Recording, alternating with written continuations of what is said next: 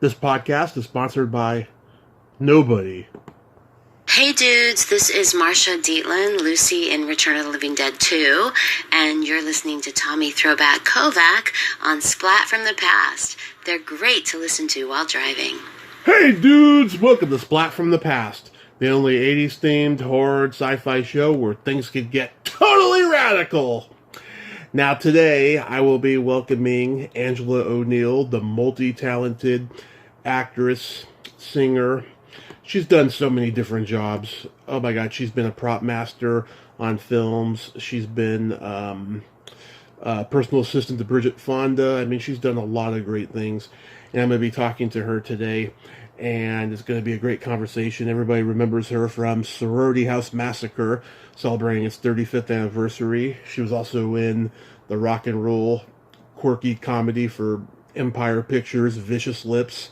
She was also in Alien Nation, the movie, and a lot of exploitation films like Grandmother's House, Bush Shrink, Unseen Enemy, and so forth. And it's going to be a great conversation. And she did props for A Few Good Men, Apollo 13, Down Periscope, just to name a few. And I can't wait to talk to her. So, here is my interview with Angela O Neill.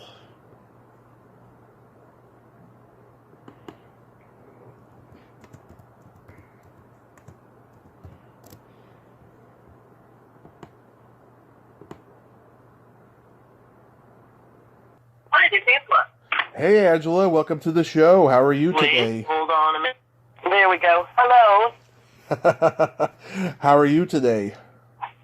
Good. My little earphones that I have are like the knockoffs of the iPhone ones, and they never pick up when I'm supposed to. But other than that, I'm doing good. How are you? I am just fantastic. Thank you so much for taking the time today. This is great. Oh my gosh, no, it's super fun to meet you.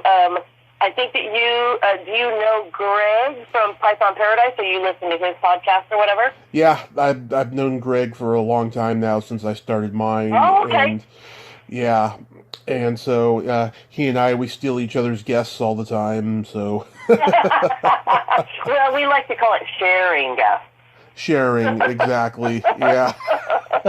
Are you calling from Redding? Actually, my uncle used to live in Redding. Yeah, Redding, California. How is it up there? Lousy. Why is that?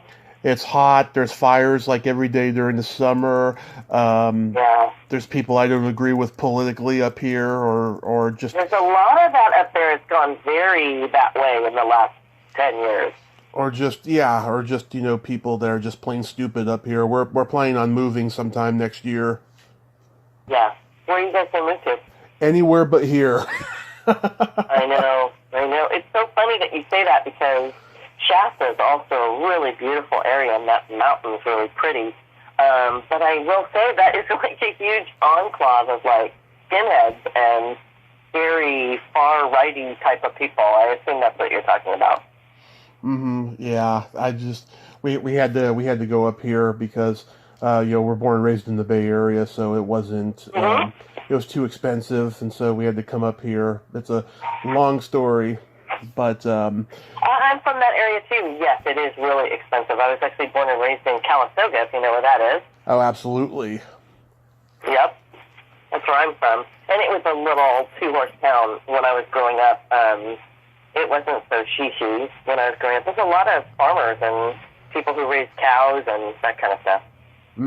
Yeah, we got a lot of farmland over here, and just in this whole part of California. It's beautiful. Don't get me wrong, but it's not something. It's not something I want to live in. But for the rest of your life, yeah. Yeah, exactly. Got it. So, going back in time, did you gravitate toward acting and show business, early on in your childhood? Okay, are we recording now? Yeah. Okay, all right, here we go. Let's see. Did I gravitate towards acting early on in my childhood? No, I would say my first love, or at least, and when I think about it, I think that my first love was really music. And my mom and dad bought me a little baby-sized guitar. Yeah. Like one that's in kindergarten. And I started playing guitar, guitar and singing folk songs with my sister, like as early as kindergarten, first grade. Yeah. So I would say music was kind of my first love. Yeah, like who did you listen to growing up? Like who your influences? Well, it's funny you should say that because my dad and mom were, as you say, from the Bay Area. Mm-hmm. And they grew up both huge music fans, I would say. And San Francisco, for sure, when they were in their teens and 20s, was a huge jazz scene. Mm-hmm. The likes of kind of Carmen McRae and all those people came out of that scene in San Francisco. So my parents played a lot of jazz and big band when I was growing up around the house. Mm-hmm. And so I listened to Sam Kenton and Buddy Rich and, from Judy Garland to all of those folks. My dad was a history teacher, and when he corrected papers in the afternoon, we knew that, paper correcting was happening, and my mom was making dinner because suddenly, Sam Kenton's latest record would turn on, and we'd be like, oh, okay, it's paper correcting time. Yeah. So that's kind of the music that I listened to when I was a kid. Mm-hmm. How old when you started playing the oboe? I think the oboe, if I remember right, was the only instrument left in the band room. By the time I decided that I wanted to play music or try the band in third grade, we were so lucky, think on it now, there's so few music programs that are left in schools now. But when I was a kid in a small town, there were 25 or 30 people in my class all the way through graduating high school. So everybody had taken the clarinet and the flute and all that stuff, and the only instrument left was the oboe. So that's what I played. And I was kind of fascinated because I had never heard of it, I don't think, before I encountered it in the band room, and I was like, oh, well, I can try this. And then I have that kind of personality where I tried to play it and I literally couldn't get a sound out of it, and I was like, wait a minute, what's up with this? So even third and fourth grade, I was really kind of challenged by trying to get a relatively good-sounding sound out of an oboe. Third grade, I started playing in concert bands at Calistoga Elementary School. Nice. Now, even though you grew up in Calistoga, were you born in Oakland? I was actually. Yep, I was born in Oakland. I think that my parents, like I say, from the Bay Area. My mom was born and raised in an area called El Cerrito, down there, kind of by San Pablo. Yeah, that's where Creedence Clearwater is from. Oh, okay. Well, there you go. Yeah, and it's actually the Bay Area geography is so funny, but San Pablo and El Cerrito are actually pretty close to the ocean. Mm-hmm. So she kind of grew up in that area, and my dad actually grew up in Oakland, in a little bit of a more urban-y kind of feeling neighborhood in Oakland. So they were settled, I think, in Richmond, if I'm not mistaken. And when they had me, they decided to take the kids to raise them in more of a country setting than a city setting. And my grandfather, who was a longshoreman, had bought a empty piece of property in Calistoga that needed a new house and development, and my parents decided to take that on. So we went off to the frontier to live in the country, and it was a great decision on their part because you really, you realize now what a blessed kind of existence that is growing up as a kid on 16 acres, out in the middle of nowhere in Calistoga. Yeah, when I was growing up, Oakland was the place we were all warned to stay away from.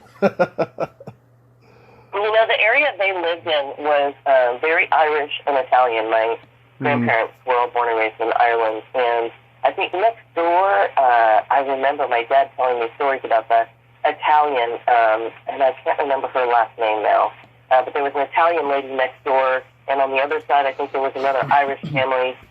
They lived on a street called Loxley, if I remember right, in Oakland. And it wasn't a dangerous neighborhood that I remember, but there was a big Catholic school that they all went to fairly close, and so it was definitely an ethnic neighborhood. In those days, it would be considered ethnic, I think. Mm-hmm. And so I don't think it was dangerous per se, but it was definitely immigrants from Europe.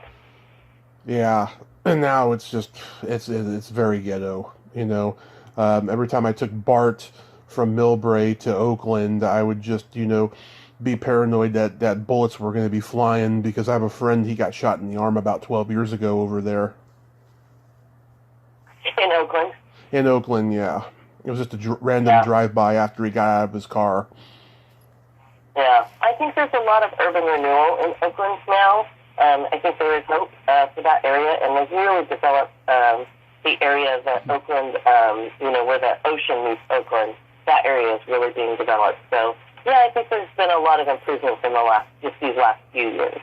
Mm-hmm. So you attended UCLA, right? Yeah, I went to California High School until I think I was 15, so maybe 8th grade. I decided I wanted to take the GED, which is the test you can take to exit high school earlier, and California equivalency, I think it was called at that point. And I took that exam and passed, and so I left high school, I think in 9th grade, technically, and went to junior college for a year in Santa Rosa JC, as a matter of fact. And that's actually kind of where I ended up getting into theater, where the music and theater kind of crossed over. I had been playing oboe. I had gone to music camp. I know it sounds ridiculous, but I really did. It's okay. In band camp. But literally, I started going to band camp on a scholarship because nobody else played oboe, right? So it made me a peculiar kind of thing. There's only ever 2 chairs of oboe in symphony and concert band, but no one else played it but me. So I ended up going to band camps and stuff like that, like from 5th grade, I think, on, and then going to state orchestra and stuff like that a little later on, and so I was like, well, I kind of want to, I kind of wanted to see what the music thing might take, how that might take me forward. And so I ended up at Santa Rosa Junior College, and I ended up kind of being attracted to musical theater. So that's kind of where the acting thing came in. Santa Rosa Junior College actually has an amazing theater program, and I ended up doing some theater there and auditioning for some theater programs, like some vocational programs in England and stuff like that. I think I auditioned for Royal Academy of Dramatic Art and stuff like that while at Santa Rosa Junior College. And ended up, I did not get in, but I did audition. And I ended up wanting to kind of stay near my family, at least in California, and auditioned and applied to UCLA and transferred there after I went to Santa Rosa JC. Did any of your classmates go on to become successful in acting?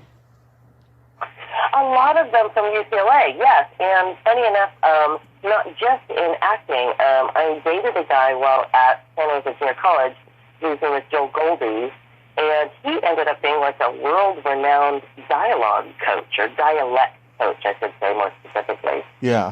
So that's somebody who comes in and supports the actors. He had an amazing ear for music and did a lot of musical theater. And I think he might have even done some music, if I remember right. And he ended up having this amazing talent for doing languages and very specific dialects. And he tours with a theater company now, doing their dialect coaching, often on movies that I work on. I run into him. It's very funny. But yeah, at UCLA, Laurence Olivier's son was a couple of years older than me. Tim Robbins was 5 or 6 years older than me. Mariska Hargitay was, I think, 2 years in front of me. So yeah, a bunch of famous actors came out of UCLA's theater program. Oh yeah, I've talked to all of Tim Robbins' theater buddies from UCLA, Lance Guest, Amy Resnick, Carrie Noonan, just Cameron Dye, so many great actors that came from UCLA in the late 70s, early 80s. Yeah, exactly. And back in the day, that group, and I think it still exists, was called the Actors Gang. Yes. That included Brent Hinckley and Lee Ehrenberg and all those guys with him. And they do some really interesting, like, reimaginings of, like, Greek theater and stuff like that, which kind of, we studied a lot of that ancient theater at UCLA's program. We had almost a full year of that at UCLA. I did almost a full year of Shakespeare as well. So yeah, it's kind of the basics for theatrical education, and those guys really do an amazing job with their project. They do, they do. You're doing Shakespeare, huh? Where you're doing like Romeo and Juliet and Hamlet and all of that. You know, so I think you feel like semester, if I remember, so, or previous quarter. So we did three in a row classes of Shakespeare. And, you know, the teacher was amazing, and we didn't put them on. We read them and analyzed them. Mm-hmm.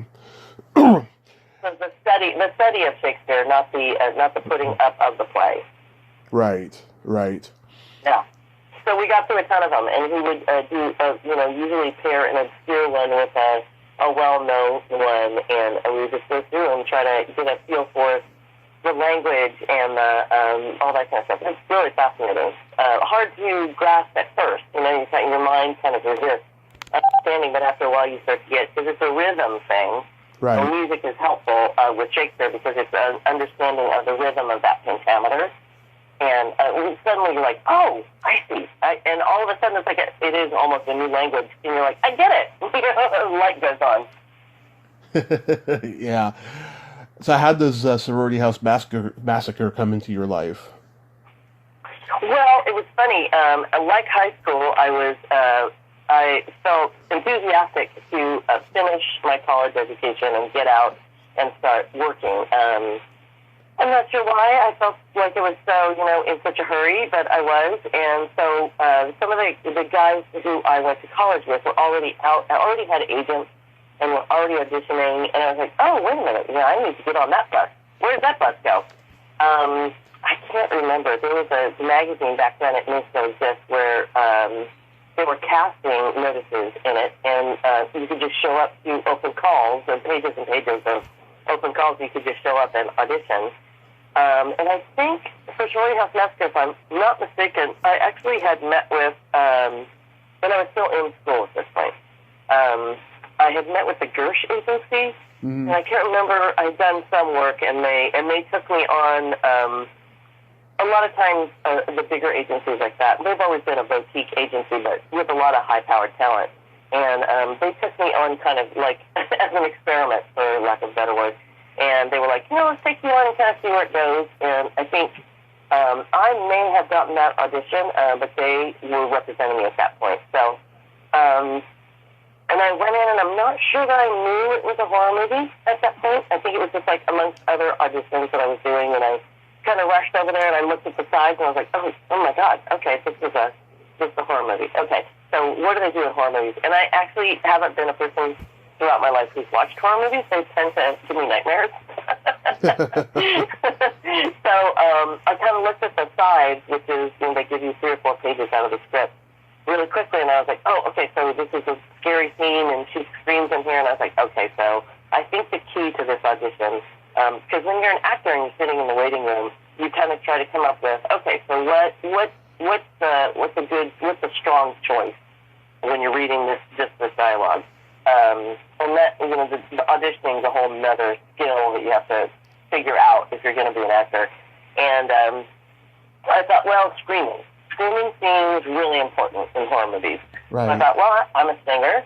I'm going to scream so loud and so long, it's going to terrify everyone in the waiting room. So I set my sights on that as my auditioning goal. And and I went in there, and I don't know, I read the dialogue, probably just like normal, like everybody else did, and then right at the point where it was the scary part, I screamed so loud. I'm telling you, those producers, they've never been so terrified in all their lives. And and they all looked at each other, very startled, and were like, okay, we'll call you. And they did. Wow. And then, you didn't know that there was going to be nudity in the script, right? And you refused to do it? I didn't know that there was going to be nudity. And because I wasn't really a horror film watcher, I wasn't aware that was, like, always an element in horror films. So the first day that we came to set, they handed me, like, a 30-page contract. And I was like, okay. And I thought, I feel like if I'm going to sign a document, maybe I should read it. I noticed that everyone else, like, you're looking at your peers, and everybody else is just, like, signing, and I'm like, no, I'm really good about just signing this. So I kind of just looked over it, just vaguely, and there was a closet in there way in the back. That was like, a nudity clause, which means, we would use, anything topless, da, da, da, da. And I was like, excuse me, I don't think that I knew about this. I read the script and I don't see where this is. And so, what is this about? And they said, this scene, we were thinking, you were in bed and we would just, sit up in bed and be topless. And I was like, no, I don't feel comfortable with that. And they were like, what do you mean? And I was like, well, what do you mean? And so I ended up telling them I wasn't probably going to do the project if they weren't willing to somehow meet me in the middle with that. So we ended up with the scene where I was supposed to sit up in bed, I had a camisole on. Mm-hmm. And the other thing that they had in mind for gratuitous nudity was when the girls were all, changing into their little outfit. Right. And so I sat very awkwardly on a bed and watched my friends take off their tops instead of taking off my top.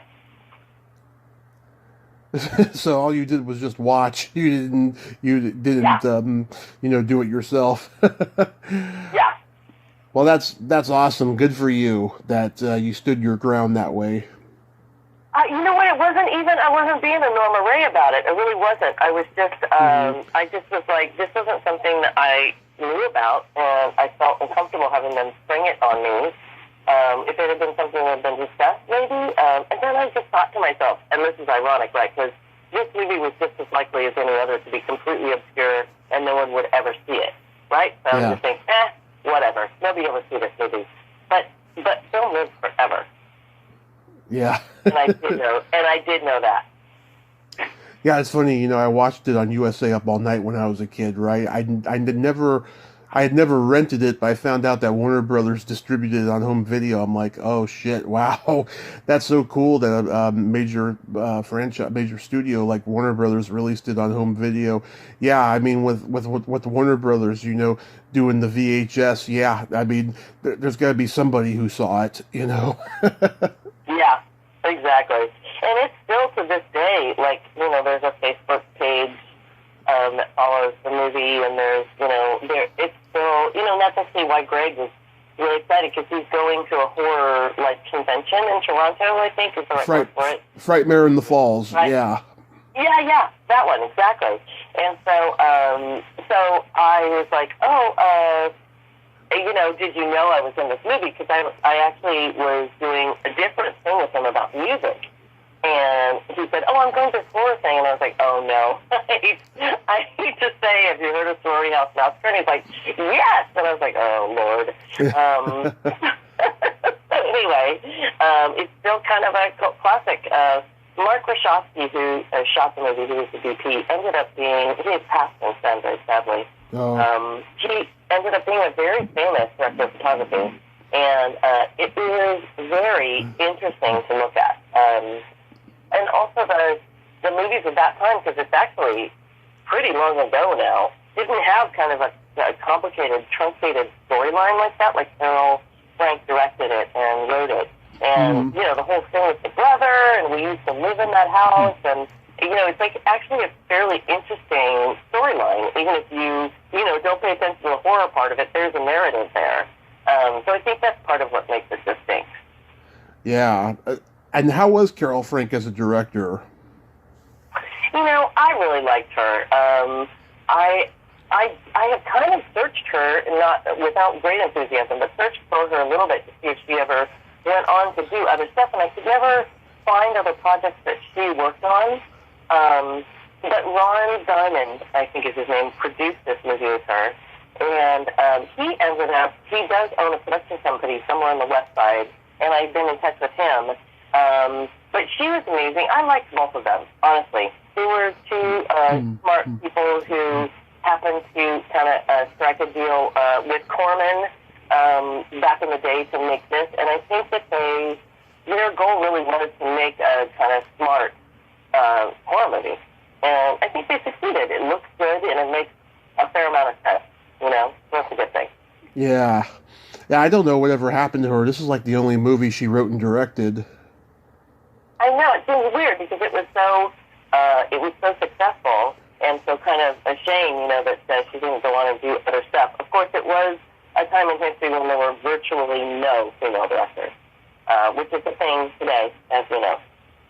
Mm-hmm. I've talked to Nicole. She is such a great lady. What's she like to work with? Oh, she's amazing. She's a total sweetheart. Everybody in the cast was amazing. I loved Vince.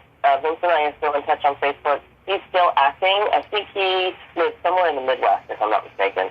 And I was in touch with Elizabeth for a long time. I think she moved out of LA, and I kind of have lost her. Wendy lives in the Midwest and is married and has some beautiful kids. And the cast was really close because we were all just kind of stacked up in this house off of Venice Boulevard in kind of Los Angeles. In that sorority house. We shot so much of it there. So we shot the main part of the movie that takes place in that sorority house first. And so we all got to know each other and hung out. It wasn't like the movies that I've worked on since then where people are called in kind of when they're working or whatever. They just called everybody in first thing in the morning, and then everybody was called, okay, it's your scene, but we were all there all day. Yeah. However many hours. So we spent a lot of time together, the whole cast. Yeah. And whatever happened to Pamela Ross? Yeah, I was saying she called herself Elizabeth, too. I don't know. I stayed in touch with her probably for 10 years after we shot that movie, and she also ended up doing music as well. She and I kind of had the music thing, and ironically, and I may have a copy of it somewhere, she had an all-girl rock pop band, and I directed a music video for her, for her band.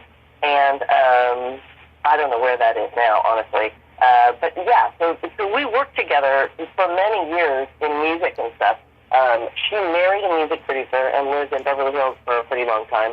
And then kind of in the last maybe 10 years, I kind of lost track of her just because I was out of town a lot and stuff like that, and we just kind of lost the thread. But she's awesome, very talented and super sweet. So yeah, really good cast. We all got along so well, and there was no drama on set whatsoever. I know Nicole is still doing the acting thing, and she's had a lot of success, and she's just an absolute sweetheart. Was your hair already short like that, or did you cut it for the role? You know what? I was training horses with my sister that summer, and I've always had super long hair, and I was really, really hot. And one day I turned to a gal who was riding with my sister, whose name is Roxanne, and she was a hairdresser, and I said, would you cut my hair? And she literally gave me a mohawk, and that's how I ended up with short hair. Oh. So it was a failed mohawk then. One hot day was all it took, and I suddenly had short hair. Oh my God. That's hilarious. Yep. Love it. How did you prepare for the paranoia and the suspense of this character's situation? Because it seems like it was pretty intense. It kind of was. Like I said, it kind of ties into the thing I said earlier about really not being able to watch horror movies because it gives me nightmares. I'm a pretty emotional person, which kind of makes for let's say ease of acting in a way, because then you can kind of access those emotions pretty easily. Yeah. And so it's not that hard for me to imagine a kind of a scary situation like that, and it feeling dangerous. And I have to say the UCLA acting program and the acting coaches that I worked with really helped me to prepare. I kind of have come up with a way of preparing so that you end up kind of being ready to perform when you need to. I worked with Stella Adler. I worked with an acting coach named Howard Fine. Specifically in theme study, I worked with Beverly Hills Playhouse. Is that what it was called? That's actually, I'm not sure that's around still, but I worked with them back in the day. So those acting classes and stuff, they really they give you a methodology to kind of access those emotions in yourself. Yeah. If you're a person who is kind of a relatively vulnerable person anyway, then it actually can give you a great way to kind of figure out a disciplined way to prepare yourself for something like that. You imagine that you yourself are in a situation that is really scary like that, and or that everybody has had that experience. It's not that spectacular. You either have dreams about stuff that scares you, or have experiences where you feel threatened, and so you just imagine, yourself being put in that situation, and you're there. Right. And then you crossed over to the Charlie Band camp with Vicious Lips. Oh my gosh! Somebody told me recently that they saw that, and they were like, "I didn't see you in that movie." It's like I said, I think I had like a 4-foot-long red wig on, and so that's why you didn't recognize me. I remember so little about that movie. It was so incredibly fast, and all I remember is a warehouse somewhere on Lincoln Avenue in like Marina Del Rey, and it was filthy, and there was no dressing room, and they did some thing, and as they kind of explained what the scene was, they're like rolling, So I don't remember having a bad time at all. I had a good time, I think, but it was just, it was all super wacky, that experience. Wow. Yeah, Albert Pine directed. I just interviewed a documentary filmmaker. We were doing a tribute to Gilda Radner. She had made a documentary about her, and then I looked on her IMDb, and her next project was she just did a documentary about Albert Pine. And I'd reached out to him like 2 years ago, and he told me to message his wife and set it up with her, and then it didn't happen. And she was like, "Yeah, they have a very complicated relationship. I should tell you the stories about making this documentary." Thought that was funny. Yeah, I thought that was pretty funny. But yeah, he's done some amazing projects during the course of his career for sure. But there's a huge difference between having more financing and less financing in movie making. So when you have less, it's such a scramble to get everything. People don't realize how much exposure to light, how much film you need to make a movie. It's enormous. So when you have so little support, like on both of these movies, it's so fast. It's just so bloody fast. It really is. Yeah, did you get it because of your musical background? I don't remember. I may have sung for them. I know the whole time I was doing the acting stuff, I was also doing music. I did some rock and roll music. I did some big band, some jazz. So I may have. I honestly can't remember what we did with that. I'm sure it was very entertaining. Yeah. I know that much. And fast. Nice. Yeah, did you try to get into more movies that had rock music in it? Because this was like right at the height of heavy metal horror movies that were coming out. It's random. Like I say, the auditioning process is so incredibly random. You audition for so much stuff and you book so little. I think right after that, if I'm not mistaken, I was in, and I might be wrong chronologically here, but I was in a Kenny Loggins video. Oh, yeah? What's that? Oh, yeah? Wow, I didn't know that. Yeah, I was in a Kenny Loggins video for a tune called Playing with the Boys, and I auditioned for it, and they hired me, and I was supposed to be a volleyball player, which I have to say, confidentially, I had never played volleyball before, I'm pretty sure, and so I acted my volleyball playing, and Kenny Loggins was there, and I met him, and yeah, you're right, it was a big rock and roll era, and I think that's actually when I started singing a little bit more rock and roll. So I kind of was auditioning for some stuff here and there, and I think that's kind of the same era that I did that next movie, which is called Grandmother's House, was all in that same kind of era. And when I did the Kenny Loggins video, and I did some other stuff too that was more obscure than that. You do a lot of short movies and student films and stuff like that, kind of mixed in that mix. Yeah, how was making Grandmother's House? It was great. I liked everybody on that show. The other actors were really awesome. I just remember we drove for hours. At that point, it felt like hours and hours out to San Bernardino, which is like no big deal to me now that I've lived in LA for a long time. But when I went to UCLA, it was way far from Westwood. And I think we shot out in a dusty, like a citrus farm out in San Bernardino. Again, not a very big budget movie. And I think I only had like maybe a couple of days or something on that movie. But it got some press, and I think it was pretty well received. So it was really fun. It was fun to do. And also, generally speaking, not always, but a lot of times I would get auditioned for and cast for more ingenues, kind of. Mm-hmm. And it was fun to be a sidekick. I was like, oh, this is kind of fun. I can just like come in and do, a scene or two here and there with, I don't have to be here all the live long day. So I love that too on that movie. Yeah, because Nico Masterakis directed, and Nicole, she's got stories about him. They worked together on Zero Boys. They said he was just terrible on that movie, the way he treated the cast. Yeah. Yeah, he's character. Yeah. Did you suffer any of that? I like I say, that was kind of the beauty of working on that movie, was that I wasn't around super all the time.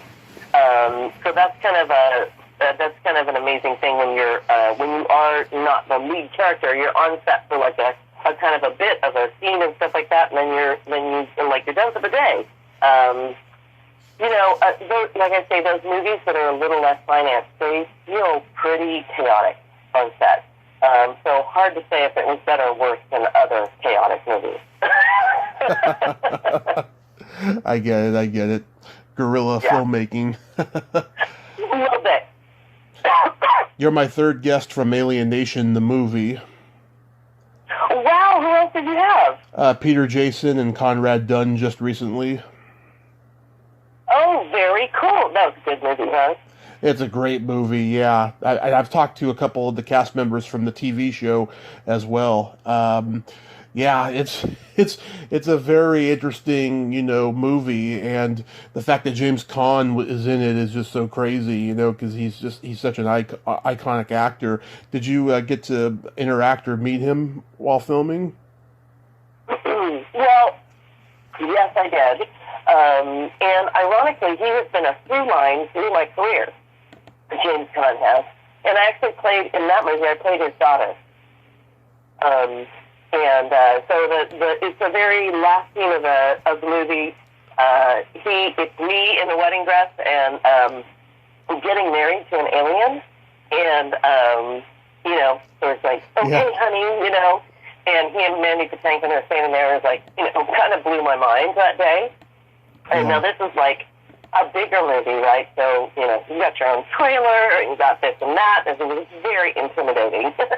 And I'm in makeup and hair forever and ever, and, a fitting for a wedding dress, and so it's pretty, when I got there, I was nervous as hell. I was like, oh my God, James Caan, Mandy Patinkin, oh my God. And I think it was a fairly well-known director, too. So the whole thing was super intimidating.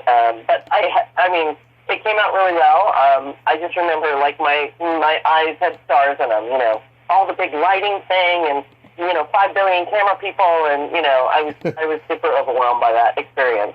So yes, I was so grateful to work on a huge movie. That movie got me, I think, in the acting union. Oh yeah. So I was grateful to get into union, grateful to get into SAG, and James Caan was a sweetheart. He's so New York. That guy, hey, how you doing? Yeah. Hey, you're playing my daughter. Hey, how's it going? You all right? All right, good kid. Thanks so much. Like, hey, Jimmy. Hey, what's up? He's that guy. Typically you're like, okay, we're ready to shoot the shot. Where's Jimmy? Oh, he's gone again. He wanders off. Yeah. I'm making a deal over here. He's such a character. So I really enjoyed meeting him. He was a sweetheart. Mandy's a very serious actor.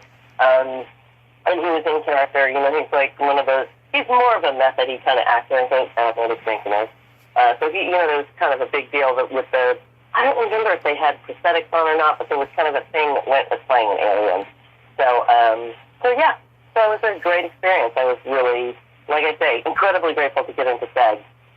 Yeah, my dad just remembers when James Caan says, I don't want to work with that fucking slag. Exactly. Yeah, he's a classy guy. Just say it. Yeah, Classic, yeah. He's a classy guy. How about making Bush Shrink? Bush Shrink. So I think Bush Shrink was called. So right at that point, I had done like a number of movies and music videos and stuff like that. And there was a casting director who, gosh, I think his name is coming to me. Kevin Albers was his name, I think. Yeah. And I had dinner with him, and he said, we're doing a movie in South Africa, and we wanted to see if you wanted to fly over and do it. And I was like, what? So what happened at that point, kind of in filmmaking history, is there were a bunch of subsidies by the South African government, and a lot of American filmmakers, and in this case Israeli filmmakers, went over there to make movies. It's stunningly beautiful, and there was subsidy. So everyone chases subsidies all the time in filmmaking, and I can't remember what the deal was, but the government of South Africa kicked in certain amount of money if you went and filmed there, basically. And so they told me that Craig Wasson, I think that's the movie that you're talking about, right? Yeah, Craig Wasson, yeah. Yeah, and I had been a big fan of his. He was in a really big movie a couple of years before that one called Body Double. Love that movie. Love that movie. Yeah, and he's a really interesting, very serious actor.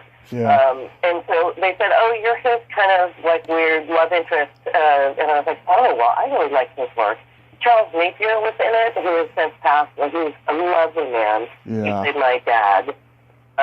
And it was a great, I think Ken Gampu was in it. Or maybe it was the next movie he was in. But it was some local folks as well who were well known in the filmmaking world down there and internationally.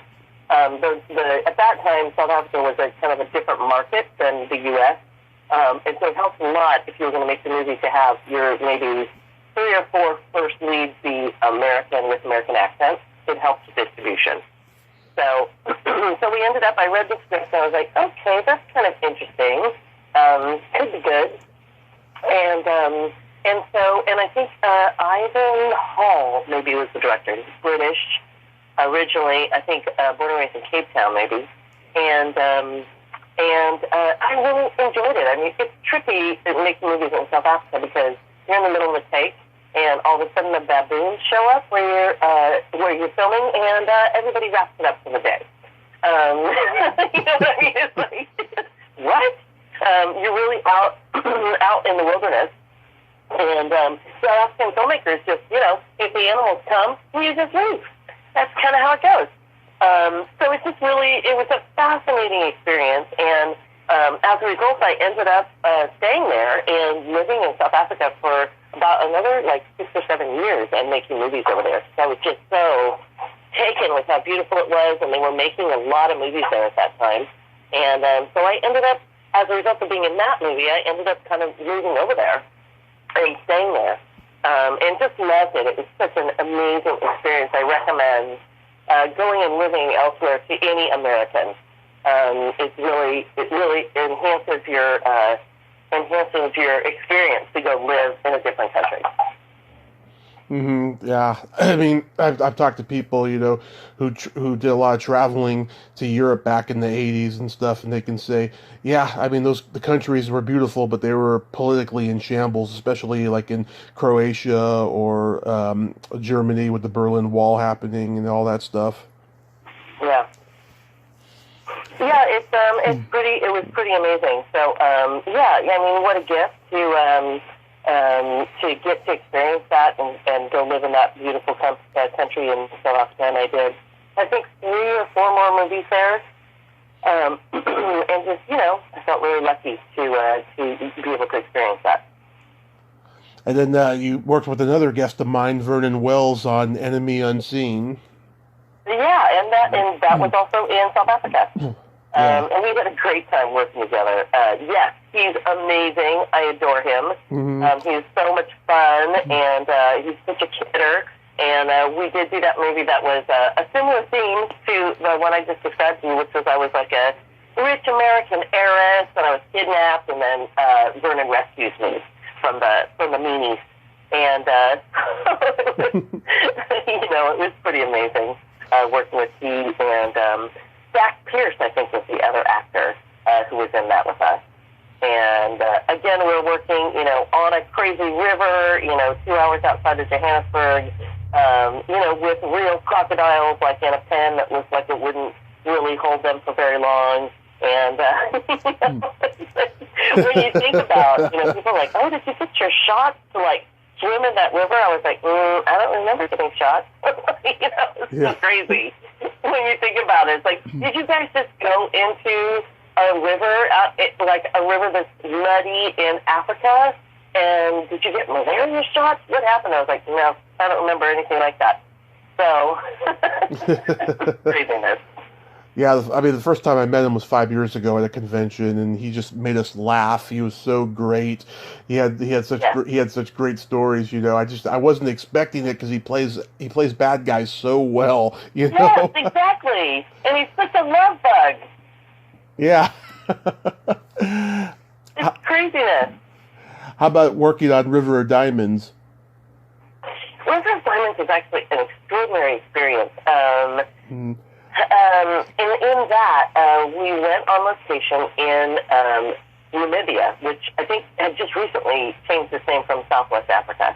And it was a little town on the Skeleton Coast called Nuderit. And I was fascinated by it because it was, set turn of the century, if I remember right. And I played a character that was a diamond specialist. Mm-hmm. And I got the gig a couple of months in advance, which allowed me to do what I love to do as an actor, which is to do a bunch of research. And what a great place to be able to do research about diamonds, South Africa. So I went and met. I had already been to some diamond mines, so I kind of knew what that looked like. And so I met with a ton of gemologists, and I talked to a lot of people, and the character in the movie is supposed to be this woman who comes in and, identifies if these are or aren't real diamonds. And I just loved it. It was a really crazy, period movie in the sense that I was supposed to be a very wealthy character, and so they built from scratch all of these costumes that were period. Literally, there was nothing in winter fittings, and they built all these crazy costumes with these huge hats that were handmade, and that's just something you don't experience a lot these days, is these crazy, bigger budget kind of people buy things kind of off the rack for the most part, or they tailor things that they bought to you. It's so rare to have all of your costumes, and I probably had 15 different costumes from different periods in the movie, and they were all custom built. That's just a bizarre experience as an actor. You just never have that. So it was really, really fun. And Ludwig was very trippy. Very trippy little, mostly German town on the Skeleton Coast of Africa. I mean, you just can't make that stuff up. You can't make that stuff up, yeah. Can't make it up, telling you. That's a good way of putting it, yeah. So what made you leave acting for prop mastering? I didn't really leave. I was looking to make some, so I spent a bunch of time in South Africa, and then I came back and kind of had to restart from nothing, my acting career, and I was kind of, struggling to make ends meet, as you do often in acting, and I had been out of town for so long that it was a little bit of an uphill battle, and I thought, you know what, I wasn't, at that point, I wasn't really happy with the stuff I was auditioning for anyway, like the materials that I was auditioning for. I'm sure you've heard from other female actresses, it's a little frustrating to do, as I say, you do a ton of auditions. So to do a dozen auditions in a row that are for hooker characters is just disheartening. It's kind of like, I went to, UCLA's acting program and paid thousands of dollars to learn how to act, to play a hooker dozens of times in a row.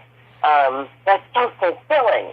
And so I was like, well, maybe I should try to, kind of get to know the production end of it. I wouldn't be opposed to maybe coming up with something that's has a little bit more depth in female characters. And so I started PAing and stuff like that, and I ended up really liking and becoming fascinated with the technical aspects of filmmaking. And then somebody hired me, I think the kind of turning point was somebody hired me to be the art department coordinator on a movie called Apollo 13. And I had always been a Ron Howard fan, and even more so when I worked with him. He was incredible, just so talented. I've never seen a human being work as hard as that man does. It's a astounding. And the subject matter was amazing and a really inspiring time in history, and the actual astronauts were there, and being our department coordinator is a serious job because you kind of touch on everything, the research, and you do a little budgeting, and you kind of do a lot of different stuff. And I was like, wow, this is really interesting. And so, it just kind of, it rolled from there. I didn't actually consciously not continue acting. I still kept like, I'll go to these auditions here and there or whatever. Yeah. But my heart was really more fascinated with continuing to figure out how to do like the art department stuff and stuff like that. So it just kind of fell off by, in a natural kind of way. Yeah, I used to do prop handling for theater. I miss it. It's really fun, right? I mean, it's still an amazing job. I actually just got my union pin for 25 years as a prop master, and I still really enjoy that job. It's tiring, and you do get burnt out on it because it's a very demanding job. Right. But it's still really fun, and I still really enjoy working from the other side of it with actors and kind of going, hey, I thought about this scene, and I wonder if you want, blah, blah. And they're like, oh, that's a good idea. So that part of it's really fun for me. And I don't miss the acting part of it. I really enjoyed it while I did it, and I don't in any way think, I should have done more of this and more of that. I actually think it's perfect the way it came out. Yeah, I auditioned for The Sound of Music when I was a sophomore in high school, and I didn't get it because I couldn't sing, I couldn't dance. Then I was going to do prop mastering for it, but I was on the wrestling team at the time, so it's a good thing I didn't get to be an actor in the play because it just would have been too demanding. So then junior year, I wrestled for about a month, and then I quit the team, and then I was going to do prop mastering for My Fair Lady, and then I didn't do it. But then I was like, all right, come hell or high water, senior year, I'm going to do it, and I did it for the pajama game. It was a lot of fun. I just didn't like hearing the same damn songs over and over again, and me and the other prop master, we were on the same page with that. So to break up the boredom, we would just whisper each other dirty jokes backstage while we were at the prop table. Well, that's something. Yeah. Oh, and all the free food that we got on Tech Sunday. Oh, that was so amazing. I loved it. They catered us really, really well. Oh yeah, you gotta love the caterer. Yeah, and then I did this one play shortly before my car accident, and they let me go opening night saying that they didn't need a prop master after all. But then I found out 2 years later something else that really made me angry. But I do miss doing prop handling. I tried to get involved with it up here, but the one theater company that's up here that has prop handling, they wanted me to do other jobs as well, not just that, and I couldn't do it because I'm not as agile as I used to be. I have metal in my leg from my accident. I can't do it. Oh, right. So they're just like, okay, we'll call you, and then I never heard from them. So whatever, But someday, next town we move to, hopefully I'll get to do it again.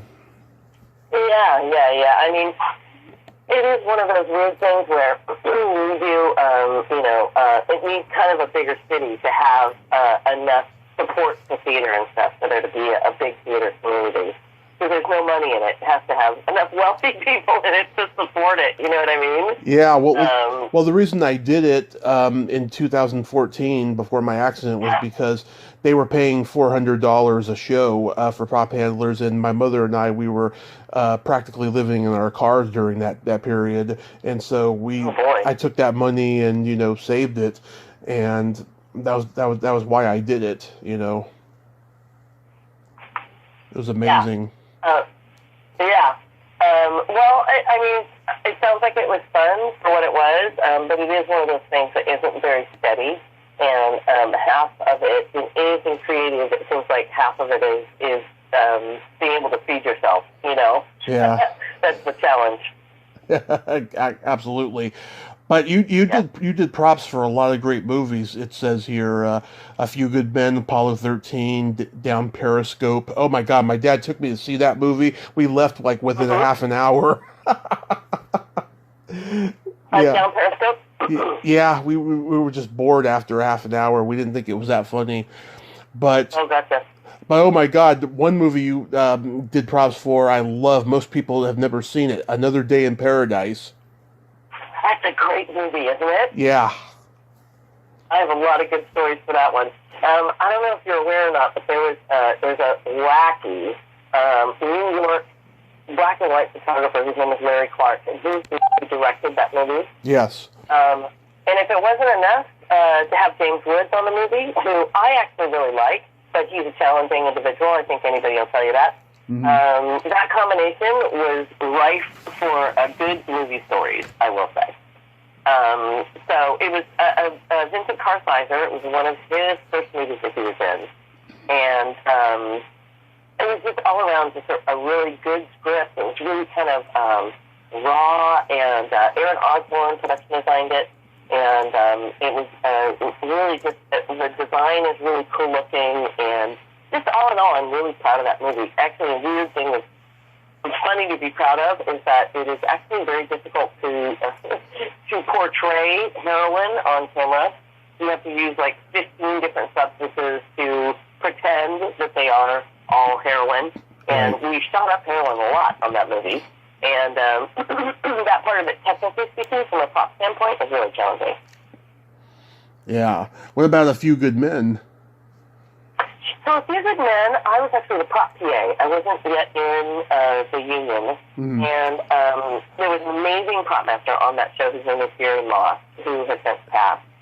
And I was actually looking to work for the transportation department at what used to be the old Culver Studios.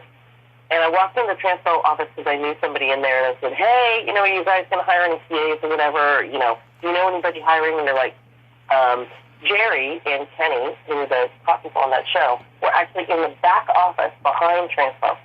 And I heard this, hey, and I was like, yeah, and it was Jerry Moss, and he said, hey, we're looking for a PA. Can you type? And I said, yes. In fact, I love typing.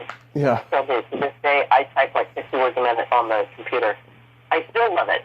And he said, well, we need somebody to go through on an old electric typewriter and type in all the right information for all the military documents for A Few Good Men. Hmm. And I said, really? I'm into it. And they literally gave me garbage cans full of empty paper documents. And I went through day after day and typed in all of the information that was appropriate for that case into the paperwork. That was my first prop job. Wow, that's so amazing. Did you get to... I know. So I take it you talked with Rob Reiner and stuff? Well, funny enough, I did meet him, and I was blown away by him, too. He's like one of my heroes for sure. Yeah. I met him briefly on that movie, and then I also was a prop PA or a PA for the art department on North, another movie that wasn't that popular but had a cast of thousands. Yeah. And I ended up getting to know him a little bit better on North because we had done not 2 movies in a row maybe, but something like that. They were close together. And so, I ended up getting to know him. I met Billy Crystal, which is like one of those amazing moments for me. Yeah. One of his. I really enjoyed working with him. He's always pleasant, smart guy, really funny. Very, dry sense of humor. But very accessible, not like, Hollywood type of guy at all. He doesn't, very easy to talk to and, very sweet. And Jerry took the moment to introduce him to me, or me to him, I should say, on A Few Good Men. And he shook my hand. It was just like a real, regular guy off the street, which is amazing, when you're brought up in the Hollywood world. I think it's amazing when someone's able to stay kind of that, sweet and kind of centered and grounded. Oh, yeah, I've talked to people who went to Beverly Hills High School with him and say he's always been the same. He's never changed. Never. They were all the same class with Albert Brooks and Richard Dreyfuss and lots of amazing people. Isn't that crazy? Yeah. It is. It's pretty crazy. And then you also worked on the remake of Carnival of Souls. I did. That might have been one of my first prop mastering jobs, actually, and that was a non-union, so that's kind of the chaotic filmmaking scene. And again, it's so funny that a weird transition on a horror movie, right? Yeah. It was just wacky. I mean, on that show, I can't remember. It was like we were working in San Pedro. All I remember is this: two incredible things that I learned from working on that movie. A, we had like a 1940s Polaroid that I had to make work, and it was broken. And in props, it's so weird because, if you're working with period things or whatever, they weren't made in that era. Even if it is the 90s or the 2000s, yeah. Polaroid is still from the 40s. And the flash would not work. And my friend John Sheldon and I rigged a piece of baling wire to make the flash work. And the actor had to, press the baling wire onto the Polaroid flash. Because we didn't have we were too cheap to have any, supplementary kind of flash. The actual camera had to work. And when they said that to me, I was like, what? I almost cried. It was that, and also, B, cotton candy is not recommended anywhere near an ocean. Cotton candy turns into a puddle of pink soup when it's anywhere near water where there's fog. Two important things I learned on Carnival of Souls. I love the original. It's such a classic. I've tried getting the star of that movie, Candy Hilligloss, on here. She only does stuff if she gets paid, and she's got a reputation. A lot of conventions can't book her because she wants more money than they can give her. Oh, gotcha. Yeah, well, it was a public domain movie, and it was non-union. She didn't make anything off of it, so, right. I can kind of see where she's coming from. I know there's a couple people from the original still alive, but they're not on social media. The teenagers, her friends in that movie are still alive, but everyone else is gone. Yeah. And I also see that you were Bridget Fonda's personal assistant. I was. So that was, remember I said there was kind of an era chronologically where it was like I was wanting to learn about production behind the scenes because I felt like, potentially I could maybe be a part of creating some more interesting, more substantial female roles. And so I worked for Bridget as her PA on Single White Female and on a movie that John Badham directed called Point of No Return. I love that movie. And, you like that movie? It's a remake of a French movie. Yeah, I love it. My mom and I still crack up at the Uncle Bob scene. Yes. It was a really stylistic movie. I love the Nina Simone stuff. I thought Bridget did a great job in it. Yeah. It was, since I didn't grow up in Hollywood, I was really glad and grateful to have those experiences where I got to work on film and films behind the scenes. I really started to understand and get a deeper understanding of how things work, how to make movies, what it takes to do that. And so I was really glad to be able to work with Bridget. And she is, and still is to this day, an absolute sweetheart. Again, a very grounded person from a Hollywood, what's the word, legendary Hollywood family. And I met her dad a couple times, and he was absolutely charming and amazing. And so, it was a really good experience. I mean, we spent a lot of time together. I was the person, at 4 a.m. who's, knocking on their door, okay, let's go to set. You get along with somebody when you do that for 2 movies in a row and you still like each other.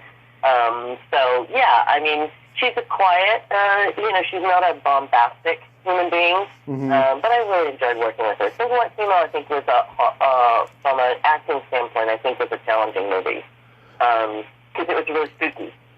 And she go ahead. I was gonna say she pretty much left the business, right? No, she didn't leave the business.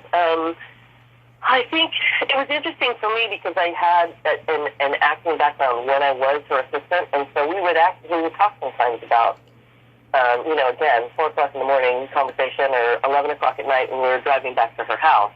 And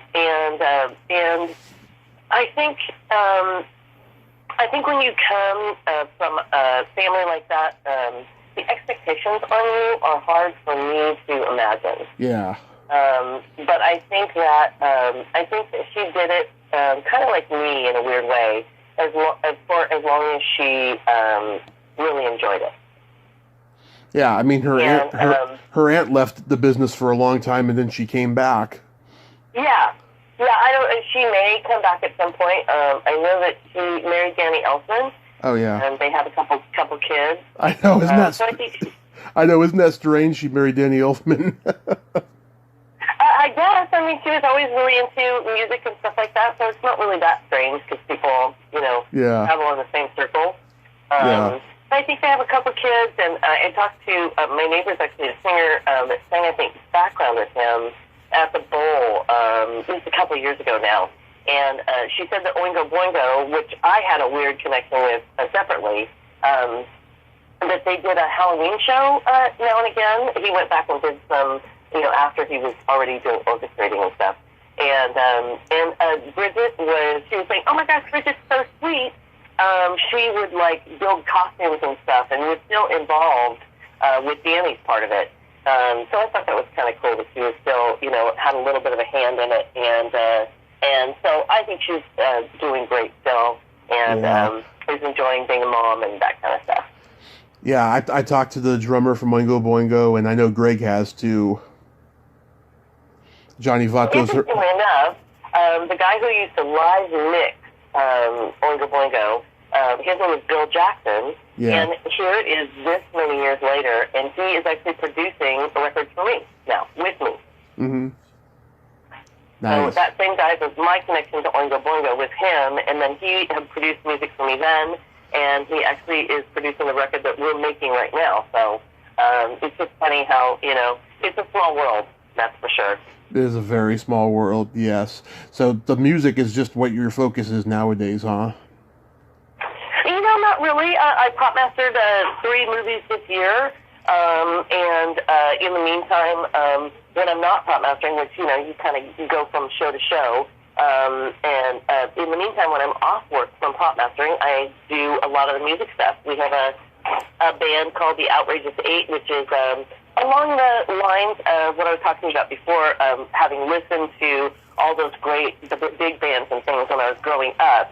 I ended up putting together a band that kind of does that era, kind of a Frank Sinatra era music.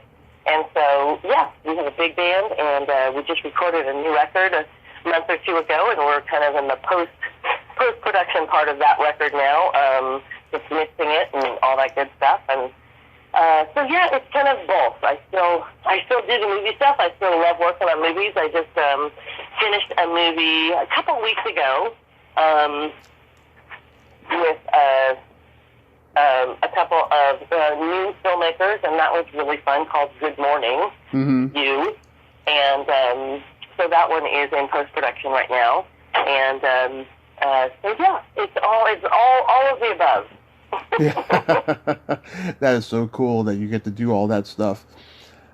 Yes. So now we get to the fun part of the show. We're going to play my secret silly game. This is a series of silly slumber party questions. It's just pure fun, no win or lose. And how the game works is I ask you the question, you answer it, and then you ask me the exact same question, and I answer it. And you can comment on answers. Okay. You might have to guide me along, but yeah. Okay. Go for it. Angela, are you ticklish? Yes. Are you ticklish? I'm very ticklish. I've been known to hit people in the groin without warning. Oh no. Yeah. What's your favorite part of the body? It could be anything. Eyes. Eyes is a popular one. And what is your favorite part of the body? The belly button. Okay, there you go. Yes, I'm an innie. Gotcha. What color are your toenails painted? They are not painted right now. What about yours? Today I'm going to paint them lavender purple because I'm going to my first Comic-Con in a year next week. Oh, very cool. Oh, that's very cool. Yeah, I've been painting my toes since I was 13. Oh, that's funny. Well, you know what? I have to say, there's a little bit, we did a show at a really fun club called Vitello's a couple weeks ago here in the studio. I know that place. And I did paint my toenails sparkly. I'm a fan of sparkly nail colors. Mm-hmm. Like gold sparkle. Yeah. I did that. So that's what I have on my nails. It's just the leavings of that, the last parts of that. Then as soon as you were done, you were like, I gotta get this off. Exactly. I know. I mean, glitter. Oh my God, it takes forever to get that stuff off. Sometimes I do like to put glitter, but I don't like to put a ton of it because I know it's going to take all day to get it off. So I just put a little teeny tiny bit of sparkle on there. It's dangerous for sure. What would you say is your best personality trait?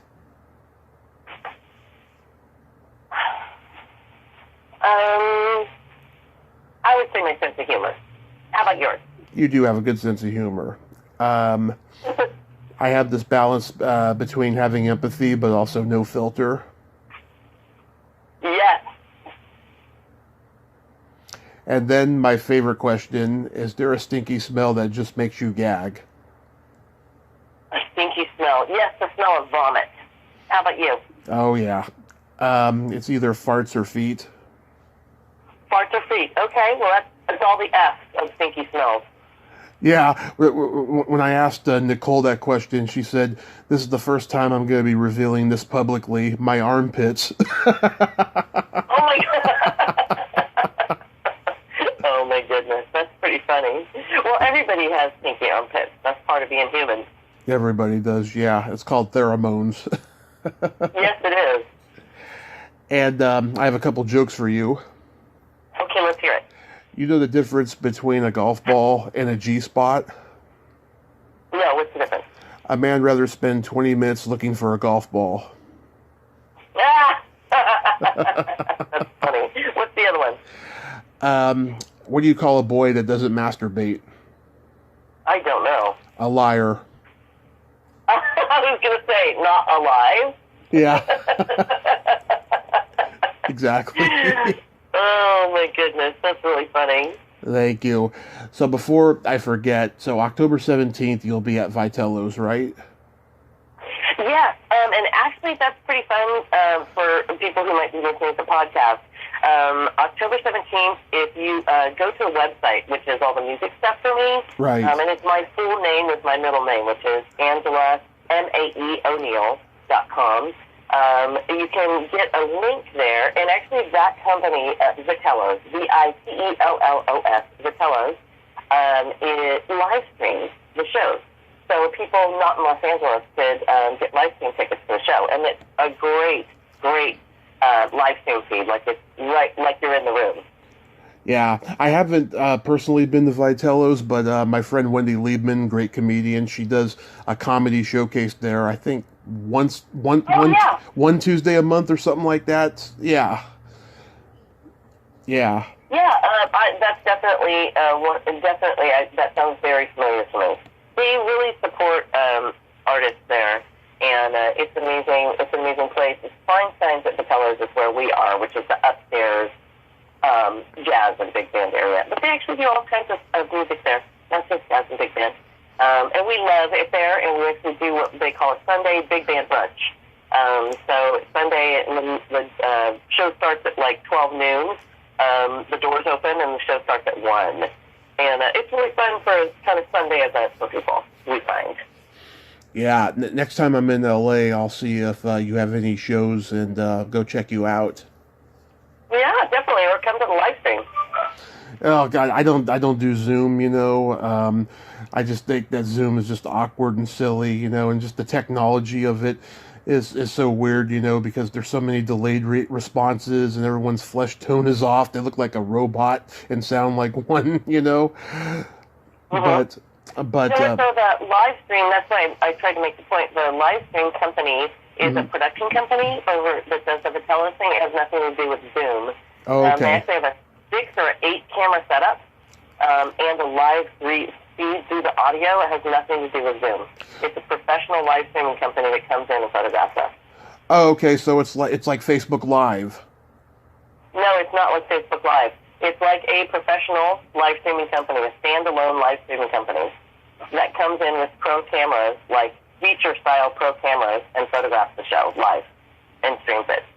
Yeah, because I'll tell you, Facebook Live looks a lot more professional than Zoom does. I'll tell you, that's why I was trying to make the comparison of the two of like better camera work, better quality. Yeah. Well, it's funny, the Facebook, Instagram, all those ones that go through that software, it's a different technology than a professional company that's a standalone that does its own stream. So that's why I'm trying to delineate the difference. It actually is feature quality photographing. It's pretty incredible. So anyway, I recommend people try it out before they think it looks like Zoom, because it most definitely does not look like Zoom. Okay. Okay. Just to be clear. Okay. But cool, man. Yeah, I'd love for you to come to the show. And yes, October 17th at 12 noon. And it's on Vitello's website, and it's also on my website. So yeah, it'd be super fun for people to come by. Wonderful. Angela, thank you so much for coming on today. And I hope the gigs go very well for you. And stay safe, because, it's a lot of craziness out there, especially in LA right now. And yes, absolutely. You have yourself a great day. Thank you so much. It's been such a pleasure to talk to you, and I'm so glad I had this Saturday afternoon with a little time. It was great spending it with you. Thank you so much. All right, Nolan, I'll talk to you soon. Take care of yourself. Okay, you too. Bye-bye. Bye. Well, there you have it. Angela O Neill. Ain't she a sweetheart? Oh, what a great lady, huh? And she's out there singing and playing her heart away. I'm so glad that we got to talk. So go check her out at Vitello's in Studio City, October 17th. Or you could see that live stream stuff that isn't Zoom. Well, until next time, this is Tommy Throwback Kovac saying, there's no shame in living in the past, because the present sucks. Later, dudes.